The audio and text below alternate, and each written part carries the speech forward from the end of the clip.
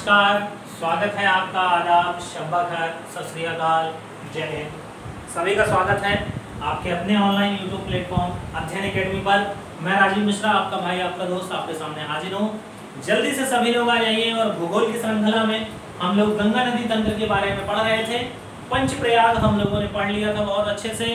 अब हम लोग पढ़ेंगे गंगा नदी के मैप के बारे में। भूगोल पढ़ने में मजा आ रहा है सभी को, जितना मजा आपको रीजनिंग पढ़ने में आ रहा है, सेम उतना ही अच्छा भूगोल भी आपको उतने ही अच्छे तरीके से, उतने ही बेहतरीन तरीके से मैं पढ़ाऊंगा। विद मैपिंग पढ़ाऊंगा। ऐसा नहीं होगा पीपीटी पढ़ी है और बस लिख के पढ़ाया समझाया चले जा रहे हैं, जो लिखा है बस वही बोल के जा रहे हैं, ऐसा नहीं है। विद पीपीटी पढ़ाने में नहीं है। पीपीटी बाद में भी चलेगा। आपकी पीडीएफ जो है वो आपको भेज दी जाएगी, आराम से आप देख सकते हैं। अगर आपको मैपिंग तैयार हो गई, कुछ भी याद करने की जरूरत नहीं पड़ेगी आपको। तो गंगा नदी तंत्र शुरुआत करते हैं हम लोग। गंगा नदी तंत्र। गंगा नदी तंत्र में हम लोगों ने पंचप्रयाग देख लिया था और आज गंगा की सहायक नदियों के बारे में हम लोग देखेंगे। गंगा नदी 5 राज्यों में गुजरती है, उत्तराखंड, उत्तर प्रदेश, बिहार, झारखंड, पश्चिम बंगाल, ये आपको बता चुके थे। अब देखते हैं हम लोग गंगा एवं उसकी सहायक नदियां। आज बाएं छोर की सहायक नदियां देखेंगे। देखिए, किसी भी नदी का बायां छोर और दायां छोर कैसे देखा जाता है, तो किसी भी नदी का बायां छोर दायां छोर जो देखा जाता है, नदी के बहाव की ओर आप अपना मुख कर लीजिए। गंगा नदी पश्चिम से पूर्व की ओर बहती है, तो ये इसका लेफ्ट हैंड होगा और ये इसका राइट हैंड होगा। यानी कि ऊपर से जितनी नदियां आएंगी वो बाएं छोर की, और नीचे से जितनी नदियां जाएंगी वो दाएं छोर की। कहाँ की है? दाएं छोर की। तो बाएं छोर की सहायक नदियों के बारे में हम लोग बात करते हैं। और सबसे पहले बाएं छोर की सहायक नदी है जिसका नाम है रामगंगा। क्या नाम है? रामगंगा। रामगंगा नदी है आपकी रामगंगा। ये रामगंगा कहाँ से निकलती है? तो बेटा नैनीताल हिमालय से निकलती है। ये कहाँ से निकलती है? नैनीताल हिमालय से निकलती है रामगंगा।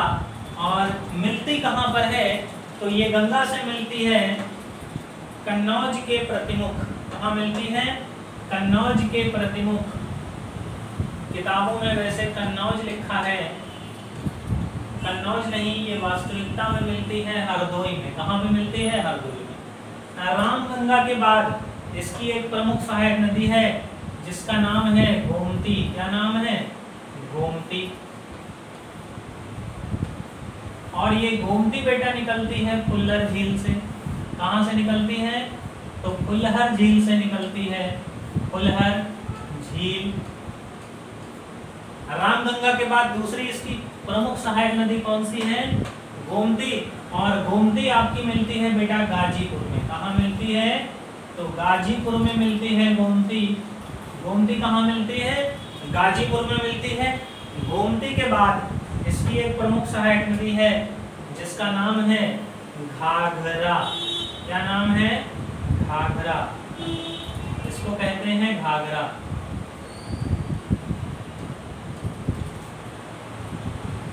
नेपाल में इसको बेटा कर्णाली के नाम से जाना जाता है।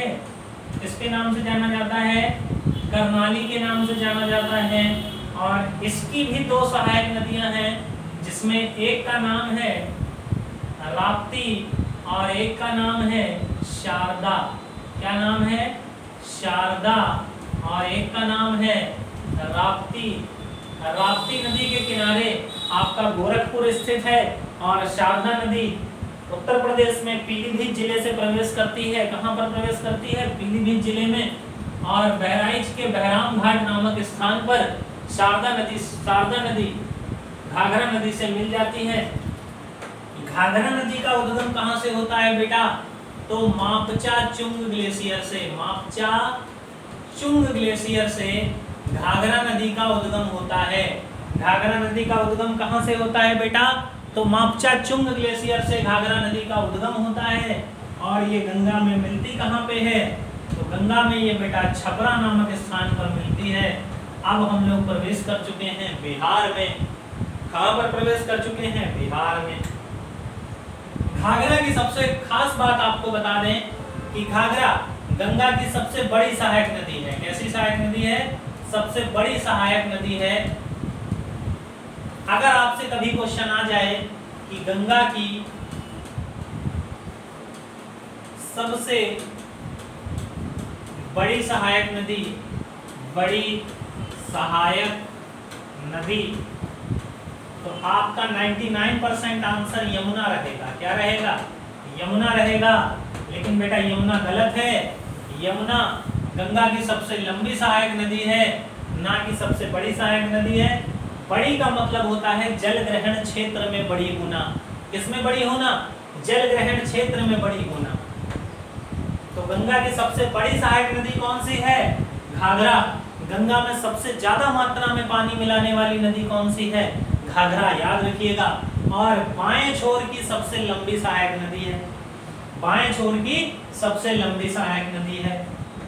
घाघरा के बाद इसकी एक सहायक नदी आती है जिसका नाम है गंडक। और गंडक के बाद एक सहायक नदी है जिसका नाम है बूढ़ी गंडक। बूढ़ी गंडक। गंडक बेटा कहाँ मिलती है? तो गंडक सोनपुर में मिलती है। कहाँ मिलती है गंगा से? सोनपुर में मिलती है। और बूढ़ी गंडक कहाँ मिलती है? तो बूढ़ी गंडक बेगूसराय में मिलती है। कहाँ मिलती है? बेगूसराय। ये बिहार के ही दोनों जिले हैं। सोनपुर में बिहार का सबसे बड़ा पशु मेला लगता है। और ये दोनों नदियां निकलती कहाँ से हैं? तो ये दोनों नदियां बेटा नेपाल हिमालय से निकलती हैं। कहाँ से निकलती हैं? नेपाल हिमालय से निकलती हैं दोनों नदियां। गंडक को नेपाल में शालिग्राम के नाम से जाना जाता है। किसके नाम से जाना जाता है? तो शालिग्राम के नाम से जाना जाता है। शालिग्राम एक पत्थर होता है गोल गोल, जिसको ठाकुर जी बना के पूजा करते हैं। शालिग्राम पत्थर इस नदी में बहुत ज्यादा पाए जाते हैं, इसलिए इस नदी का नाम क्या है बेटा? शालिग्राम नाम रखा गया है। एक कहावत है, एक पंडित जी थे, पंडित जी के एक चेला थे जो उनके साथ काम करते थे। तो जो शंकर जी की बटिया होती है, ठाकुर जी जो होते हैं, उसको पंडित जी डेली नहलाया करते थे, धुलाया करते थे और उसके बाद शालिग्राम की पूजा किया करते थे। एक दिन शंकर जी को धोने में वो असमर्थ थे, बीमार थे, तो उन्होंने अपने चेले से कहा कि बेटा जाओ शंकर जी को, ठाकुर जी को नहला दो जाके। तो चेला जब उनको नहलाने गया तो वो बटिया फूट गई। जब बटिया फूट गई तो उसने क्या किया, उसकी जगह पे उठा के जामुन रख दिया बड़ा सा, जामुन रख दिया बड़ा सा। अब जब पंडित जी ने उस बटिया को तिलक लगाया ऐसे करके, तो वो क्या हुआ, फूट गई बटिया। तो पंडित जी ने पूछा ये क्या हुआ, ये तो गल गया। तो उनके चेले ने जवाब दिया, पुन चंदन पुन पानी, ठर गए सर गए ठाकुर हम का जानी। पुन चंदन पुन पानी, सर गए ठाकुर हम का जानी। यानी कि आप डेली इन्हें नहलाते थे, डेली धुलाते थे, अब सड़ गए ठाकुर जी तो हम क्या जाने। तो वही शालिग्राम है, जिस शालिग्राम को हम लोग पूजा करते हैं, कटोरी वगैरह में घरों में रखा होता है, वो शालिग्राम होता है। तो गंडक को नेपाल में किस नाम से जाना जाता है? शालिग्राम के नाम से जाना जाता है। सोनपुर में मिलती है, बेगूसराय में बूढ़ी गंडक मिलती है। इसके बाद एक इसकी सहायक नदी है जिसका नाम है कोसी। क्या नाम है? कोसी। इसको इतना कोसा जाता है बेटा कि इसका नाम कोसी है। और ये कहाँ से निकलती है? तो ये बेटा निकलती है गोसाईनाथ की चोटी से। कहाँ से निकलती है? गोसाईनाथ की चोटी से। ये गंगा की बाएं छोर की दूसरी सबसे लंबी सहायक नदी है। देखिए सबसे लंबी मैंने घाघरा बनाई है, दूसरी सबसे लंबी मैंने कोसी बनाई है। कोसी भारत का सर्वाधिक मार्ग बदलने वाली नदी है, सर्वाधिक मार्ग बदलने वाली नदी है कोसी नदी, सबसे ज्यादा मार्ग बदलती है। और ये मिलती कहाँ पर है? तो काढ़ागोल में या कुर्सेला में। काढ़ागोल कुर्सेला भी कहा जाता है इसे। कोसी को तिब्बत में सप्तकोशी कहा जाता है। क्या कहा जाता है? सप्तकोशी कहा जाता है। 3 दिन 6 और एक साथ 7 धाराएं मिलकर एक नदी बनती है, जिस नदी का नाम है कोसी नदी। समकोशी, सनकोशी, अरुणकोशी, समकोशी, ये सारी कोशियां निकलती हैं, जिसमें सबसे मुख्य धारा जो है वो अरुणकोशी है। जो अरुणकोशी निकलती है वो आपकी गोसाईनाथ की चोटी से निकलती है। इतना डीपली आपको जानने की जरूरत नहीं है, बस आपको बता दिया है मैंने। सनकोशी, समकोशी, अरुणकोशी, समकोशी, ये कोसी की कुछ मुख्य सहायक नदियां हैं। जो 7 धाराएं हैं वो हैं, जिसमें से सबसे प्रमुख धारा जो है वो है अरुणकोशी, जो कहां से निकलती है? गोसाईनाथ की चोटी से निकलती है। कई किताबों में आपने कोसी का देखा होगा तिब्बत के ग्लेशियर वाले स्थान से, लेकिन गोसाईनाथ माना जाता है इसका। जैसे ही ये नेपाल में आती है तो नेपाल में इसको त्रिवेणी कहा जाता है बेटा। क्या कहा जाता है? त्रिवेणी कहा जाता है। कहाँ मिलती है? काढ़ागोल कुर्सेला में गंगा से मिलती है। बिहार में एक जिला है जिसका नाम है हनुमानगंज। क्या नाम है? हनुमानगंज। वहां से सन 2017 में एक नहर निकाली गई, जिस नहर का नाम रखा गया कोसी नहर, और उस परियोजना का नाम रखा गया कोसी नहर परियोजना। बिहार का शोक थी ये, अब बिहार का शोक नहीं रह गया है, क्योंकि बहुत सारी सहायक नदियां इस पर बना दी गई। इसके बाद एक इसकी सहायक नदी है जिसका नाम है महानंदा। क्या नाम है? महानंदा। ये दार्जिलिंग की पहाड़ी से निकलती है बेटा। कहां से निकलती है? दार्जिलिंग की पहाड़ी से निकलती है ये नदी महानंदा। और भारत में गंगा से मिलने वाली अंतिम सहायक नदी, और ये गोदावरी नामक स्थान पर मिलती है। कहाँ मिलती है? तो गोदावरी नामक स्थान पर ये मिलती है महानंदा नदी। और भारत में अंतिम सहायक नदी है जो गंगा से मिलती है। तो ये हैं गंगा की सारी बाएं छोर की सहायक नदियाँ। कौन कौन सी हैं? तो आपकी रामगंगा, गोमती, घाघरा, गंडक, बूढ़ी गंडक, कोसी, महानंदा। रामगंगा, गोमती, घाघरा, गंडक, बूढ़ी गंडक, कोसी और महानंदा। अब इनके बारे में कुछ चर्चा हो जाए, इन नदियों के बारे में। सबसे पहले जो इम्पोर्टेंट नदी है वो है गोमती। कौन सी नदी है? गोमती। तो गोमती के बारे में कुछ पॉइंट्स लिख लीजिए। गोमती के बारे में कुछ पॉइंट्स लिख लीजिए। यह एकमात्र सहायक नदी है, यह एकमात्र सहायक नदी है। कहाँ की? बाएं छोर की। बाएं छोर की, जो स्थलीय क्षेत्र से निकलती है। स्थलीय क्षेत्र से निकलती है।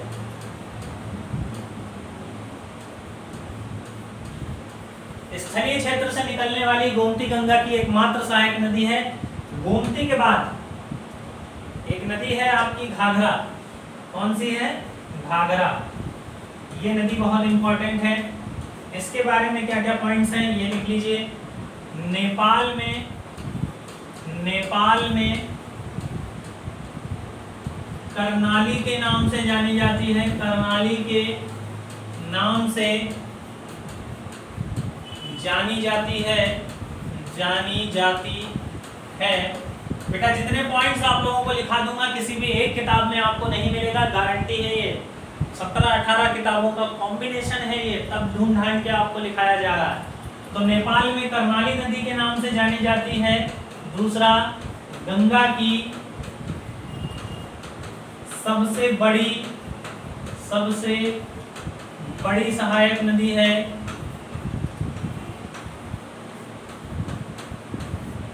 गंगा की सबसे बड़ी सहायक नदी है ये। तीसरा पॉइंट, गंगा की बाएं छोर की सबसे लंबी सहायक नदी।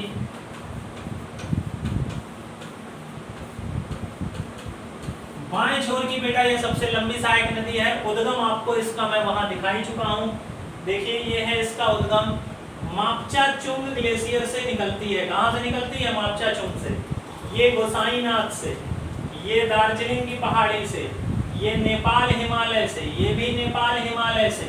ये फुलहर झील से, ये नैनीताल हिमालय से। तो इन सबके मैं उद्गम आपको लिखा चुका हूँ। सबको दिख रहा है?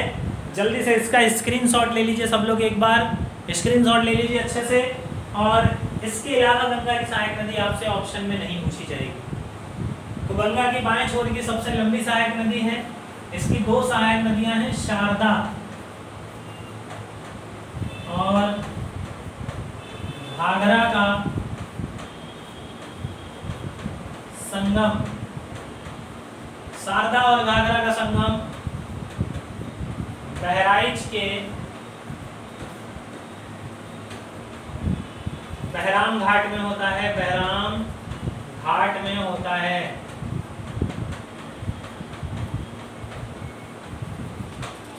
शारदा को बेटा काली नदी भी कहा जाता है। क्या कहा जाता है? काली नदी भी कहा जाता है। और काली नदी का विवाद आप लोगों को पता होगा, अभी भारत और नेपाल के बीच में चल रहा है। जैसा कि आपको पता है ये नेपाल देश है, ऐसे करके ये नेपाल है। नेपाल जो देश था बेटा, वो काली नदी से लेकर मेची नदी तक फैला हुआ है। ये है मेची नदी और ये है काली नदी। मेची नदी जो है वो महानंदा की सहायक नदी है, महानंदा की सहायक नदी है। तो काली नदी से मेची नदी तक नेपाल फैला हुआ था। इसमें एक लोग थे जिनका नाम था गोरखा। इसमें गोरखा रहा करते थे, इसे गोरखा लैंड भी कहते हैं। गोरखा बटालियन भी है भारत में। ये गोरखा लोग क्या करें, भारत के अन्य भागों को जीतकर सिंधु नदी के मैदान तक इन्होंने जीत लिया। उसी टाइम अंग्रेज भी भारत में कब्जा कर रहे थे। 1816 की बात है। एक संधि हुई जिसका नाम है सुगौली की संधि। कौन सी संधि हुई? सुगौली की संधि। गोरखा और अंग्रेजों के बीच, गोरखा और अंग्रेजों के बीच सुगौली की संधि हुई। उसमें अंग्रेजों ने कहा कि भैया ऐसा है, तुम्हारा जो नेपाल है वो काली नदी से लेकर मेची नदी तक है, इसके आगे मत बढ़ना। लेकिन हुआ क्या, काली नदी के 3 भाग हैं। इसको भी बेटा काली नदी कहा जाता है, इसको भी काली नदी, इसको भी काली नदी। यही काला पानी विवाद है, काला पानी विवाद। अब अंग्रेजों के लिए काली नदी ये थी क्योंकि उन्हें इतनी जमीन चाहिए थी भारत की, और नेपालियों के लिए काली नदी ये हो गई। तो नेपाल कह रहा है कि मेरा ये हिस्सा भारत ने कब्जा लिया है, ये हिस्सा मुझे देना चाहिए। इसमें कौन सा हिस्सा आता है? तो नैनीताल का पिथौरागढ़, पिथौरागढ़ वाला हिस्सा इसमें आता है, नैनीताल वाला क्षेत्र इसमें आता है। तो ये काला पानी विवाद नेपाल और भारत के बीच में था। इसमें जो संधि हुई थी वो कौन सी संधि हुई थी? सुगौली की संधि हुई थी। याद कर लीजिएगा, हो सकता है कहीं पेपर में आ जाए। तो ये इंपॉर्टेंट चीजें थी, ये आपको याद रखनी है। ये है गंगा की बाएं छोर की सहायक नदियां। कौन कौन सी सहायक नदियां हैं देख लीजिए एक बार। रामगंगा, गोमती, घाघरा, गंडक, बूढ़ी गंडक, कोसी, महानंदा। एक साइड लिख दे रहे हैं, ये है नदी। इधर लिख दे रहे हैं बेटा उद्गम स्थान, उद्गम स्थान। और इधर लिख ले रहे हैं संगम। अब बेटा देखिए, रामगंगा का उद्गम कहाँ से होता है? तो रामगंगा का उद्गम नैनीताल हिमालय से होता है। और कहाँ मिलती है? तो कन्नौज में मिलती है जाकर। कहाँ मिलती है? कन्नौज में। गोमती कहाँ से निकलती है? तो फुलहर झील से निकलती है, जो कि पीलीभीत में स्थित है। कहाँ स्थित है? पीलीभीत में। और मिलती कहाँ पर है? तो गाजीपुर में गंगा से मिलती है। कहाँ मिलती है? गाजीपुर। गा से गोमती, गा से गाजीपुर, याद रखिएगा। घाघरा मापचा चुंग ग्लेशियर से निकलती है बेटा, मापचा चुंग ग्लेशियर से निकलती है। और मिलती कहाँ पर है? तो छपरा में मिलती है गंगा से। घाघरा छपरा, याद रखिएगा। गंडक नेपाल हिमालय से निकलती है बेटा, और बूढ़ी गंडक भी नेपाल हिमालय से निकलती है। मिलती कहाँ पर है गंडक? तो सोनपुर में मिलती है। कहाँ मिलती है? सोनपुर में। बूढ़ी गंडक कहाँ मिलती है? तो बेगूसराय में मिलती है। बेगूसराय, आपने एक मूवी देखी होगी गैंग्स ऑफ वासेपुर, उसमें बेगूसराय, लखीसराय, इन सब जिलों के बारे में बात हुई है। बेगूसराय के नीचे जिला है लखीसराय। कोसी नदी कहाँ निकलती है? कोसी नदी गोसाईनाथ की चोटी से निकलती है। गोसाईनाथ की चोटी से मिलती कहाँ पे है? तो काढ़ा घोल में मिलती है। इसी को कुर्सेला भी कहा जाता है। क्या कहा जाता है? कुर्सेला। इसके बाद एक नदी है महानंदा, जो कि दार्जिलिंग की पहाड़ी से निकलती है। कहाँ से निकलती है? दार्जिलिंग की पहाड़ी से। और मिलती कहाँ पर है? तो गेदावरी नामक स्थान पर मिलती है। कहाँ मिलती है? गेदावरी नामक स्थान पर मिलती है। ये गंगा की बाएं छोर की प्रमुख सहायक नदियां हैं। अब बात करें, तो अब इसके बाद गंगा नदी कहाँ प्रवेश करती है बेटा? तो गंगा नदी इसके बाद बांग्लादेश में प्रवेश कर जाती है। ये आपका बांग्लादेश है। इस पॉइंट को जरा ध्यान से समझिएगा। गंगा बांग्लादेश की सीमा से 10 किलोमीटर पहले दो भागों में विभाजित हो जाती है। एक भाग का नाम बेटा हुगली है, इसको हुगली कहा जाता है, और इसको भागीरथी। भागीरथी, यहां से यहां तक ये दोबारा भागीरथी कहलाती है। क्या कहलाती है? भागीरथी। जैसे ही बांग्लादेश में आएगी इसका नाम पद्मा। क्या नाम हो जाएगा? पद्मा। अब आपसे क्वेश्चन बनेगा कि ब्रह्मपुत्र मिलने के बाद गंगा को किस नाम से जाना जाता है? तो आपका आंसर होगा मेघना, जो कि 100% गलत होगा। मेघना नदी तभी बनती है बेटा जब गंगा में मेघना मिलेगी। एक नदी आएगी इधर से,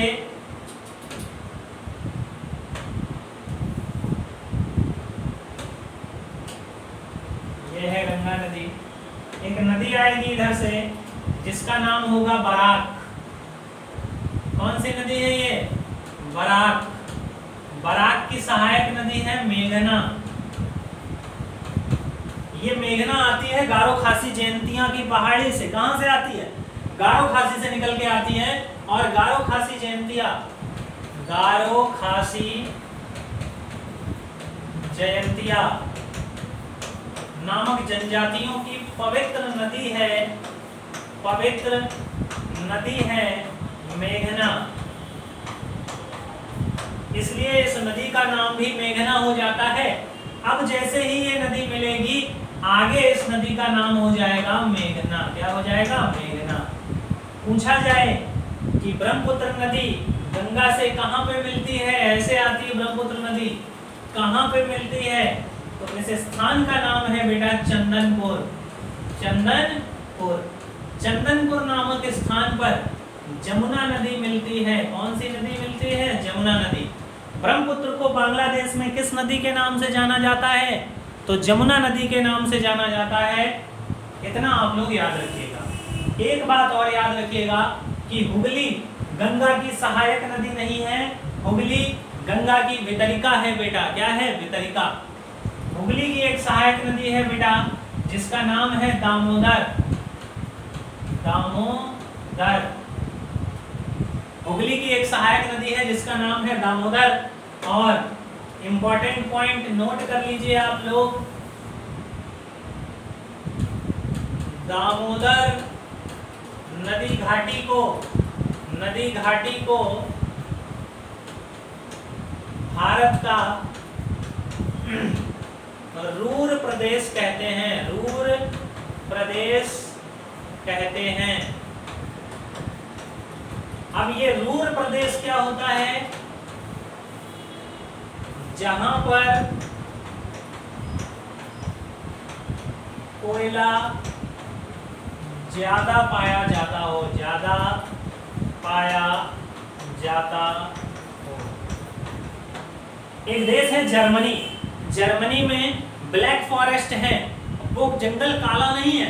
जर्मनी में ब्लैक फॉरेस्ट जो है आपका BLACK, ब्लैक फॉरेस्ट, जर्मनी का जो ब्लैक फॉरेस्ट है, ब्लैक फॉरेस्ट को जहां पर कोयला ज्यादा पाया जाता है उसमें उस जगह का नाम है रूर। क्या नाम है?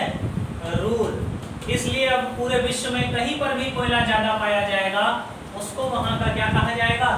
रूर प्रदेश कहा जाएगा। दामोदर की एक सहायक नदी है बराकर। कौन सी है? बराकर। इन दोनों नदियों पर कोयला सबसे ज्यादा पाया जाता है। भारत का 92% कोयला, 92% कोयला दामोदर नदी घाटी पर मिलता है। कहाँ मिलता है? दामोदर नदी घाटी। दामोदर नदी जो है वो भारत की सबसे प्रदूषित नदी है। सबसे प्रदूषित नदी, प्रदूषित नदी, भारत की सबसे प्रदूषित नदी अगर आपसे पूछा जाए तो आप ऑप्शन या तो यमुना लगाएंगे या गंगा लगाएंगे, लेकिन नहीं, दामोदर भारत की सबसे प्रदूषित नदी है। और दामोदर नदी घाटी, दामोदर नदी घाटी परियोजना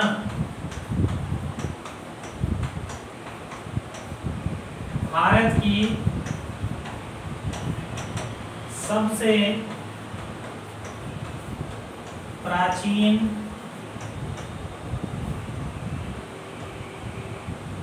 बहुउद्देशीय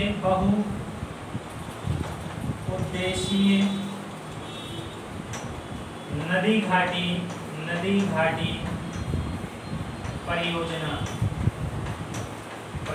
है। भारत की सबसे प्राचीन बहुउद्देशीय नदी घाटी परियोजना कौन सी है? दामोदर नदी घाटी परियोजना। लिख लीजिएगा नोट करके, इसका स्क्रीनशॉट ले लीजिए जल्दी से। सबसे प्राचीन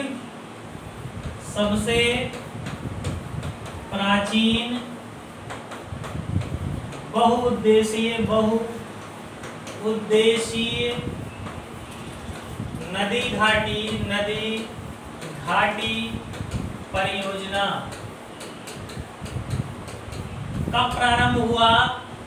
तो 1948 में, आजादी के एक साल बाद 1948 में। और विश्व की सबसे प्राचीन बहुउद्देशीय नदी घाटी परियोजना कौन सी है? बताएगा कोई? विश्व की सबसे प्राचीन बहुउद्देशीय नदी घाटी परियोजना, तो वो बेटा टेनेसी नदी घाटी परियोजना है।